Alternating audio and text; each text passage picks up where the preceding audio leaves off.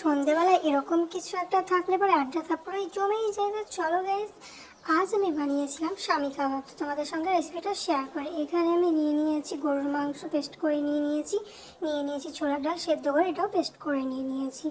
দিয়ে দিচ্ছি লবণ, হলুদের গুঁড়ো, লঙ্কার গুঁড়ো, দিয়ে দিচ্ছি জিরের গুঁড়ো, তারপরে দিয়ে দিচ্ছি কিছুটা কাশ্মীরি রেড চিলি পাউডার। তারপরে মাখানোর সময় তারপরে আমার মনে পড়েছে আদা রসুনের পেস্ট দিতে ভুলে গেছি, তো সেটা দিয়ে ভালো করে মেখে তারপরে এগুলো আমি হাতের সাহায্যে নিয়ে একটু চেপে চেপে তারপরে এর উপরে একটা পেঁয়াজের টুকরো দিয়ে দেখো আবার কিছুটা মাংস নিয়ে এটা পুড়ে দিয়েছি। তো এরকম করে সবটা করে আমি ডিমে ডুবিয়ে তারপর রেড করে আমি কোট করে নিয়েছি। তো এরকম করে আমি প্রত্যেকটা কোট করে নিয়েছি।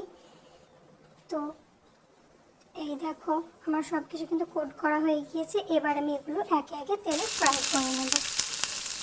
তোমরা যারা আমার চ্যানেলটাকে এখনো পর্যন্ত সাবস্ক্রাইব করোনি তো ঝটপট সাবস্ক্রাইব করে ফেলো।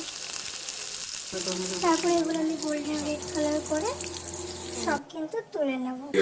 আমি সব কিছু তুলে নিয়েছি। এবার এগুলো পরিবেশন করার পালা।